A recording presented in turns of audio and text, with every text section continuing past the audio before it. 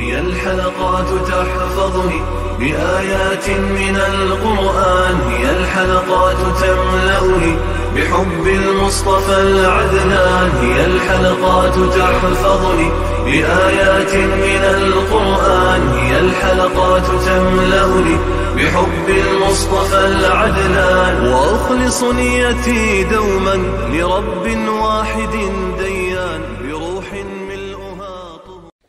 Sure Humaza tefsiri 1. ayetinden başlayıp okuyumuz inşallah. Bismillah, elhamdülillah, ve salatu ve selamu ala Resulillah. Esselamu aleyküm ve rahmetullahi ve berekatuhu. Tüvende diktanlağa İbn Kathir rahimuhullah'ın Kur'an-ı Kerim tefsiri Uygurca tercümesi Humaza suresi 1. ayetinden başlayıp okuyumuz inşallah. Ba'da'udu billahi mineşşeytanirracim. Sure Humaza Mekke'de nazil bo'lgan 9 ayet. Bismillahirrahmanirrahim. Nihayeti şefkatlik ve mehribon Allah'ın ismi bilen başlayman. Kishilarni ayıpligichi suxanchiga voy. U mal to'pladi va uni yaxshilik yo'llariga sarf qilmay saqlash uchun sanadi. U meli o'zini dunyoda mangu qoldirdi deb o'ylaydi.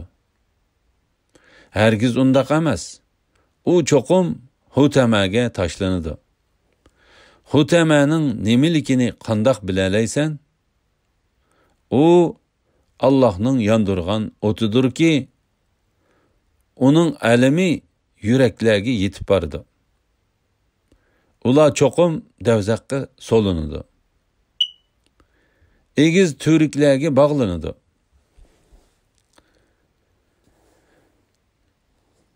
Kişilerini ayıpligici suxanchiga vay.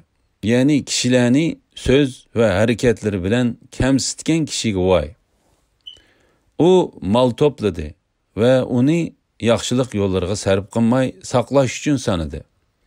Bu oyatning ma'nosi haqida Suddi ve İbn Jarir qatorliqlar mal dunyoni topladı ve onu sanadi. Bu vaqtda Alloh Taala u haqdan yuz o'rib buralgan ve pul mal yig'ib saqlagan, uningdan Allah'ın ve miskinlerinin hakkını ada kılmaganlarını çağırdı, dedi, deydi. Muhammed İbni Ka'b Allah Teala'nın o mal topladı ve onu yaxshilik yollarına sarf kılmay saklaş için sanıdı, degan ayetinin ma'nosi haqida kunduzda onun mal dünyası birinin keyninden biri onu halakchilikka silib, onunla aram bermedi. Şunun bilen keçidi u xuddi o'likdek uxladi, dedi. U meli o'zini dunyoda mangu qoldirdi deb o'ylaydi. Ya'ni u to'plagan mal dunyosi o'zini mushu dunyoda mangu qoldirdi deb o'ylaydi. Hargiz undaq emas. Ya'ni ish u o'ylagan va gumon qilgandek emas.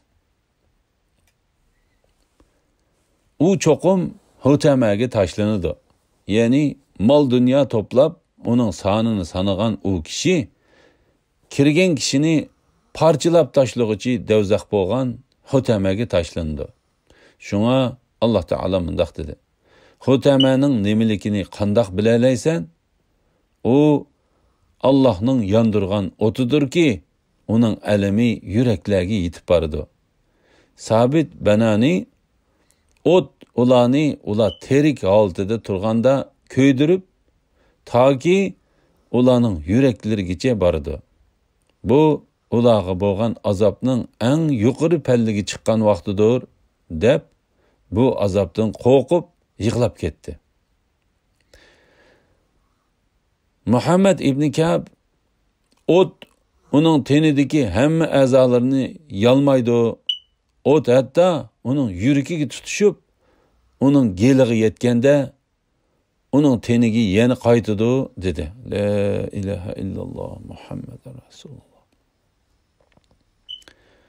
Ula çoqum devzakka solunudu. Egiz türüklerge bağlanıdı. Atiye avfi bu tömürden boğan türükler, dedi. Suddi bu o'ttin bo'lgan to'riklar dedi. Avfi ibn Abbasning ular bo'yinlariga zanjirlar bilan taqoq silingan holatida ichki kavak to'riklarning ichiga kirgizilib, to'riklarning ishiklari etib etiladi deganligini rivoyat qildi.